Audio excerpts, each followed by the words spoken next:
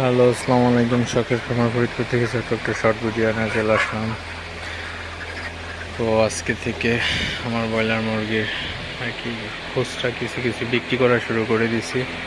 এখন প্রচুর পরিমাণে গরম, তো যেগুলো একটু অসুস্থ অসুস্থ সেগুলো বিক্রি করে দিতেছি। তো মুরগির ওয়েটটা ভালোভাবে এসে সারে নাই এখনও।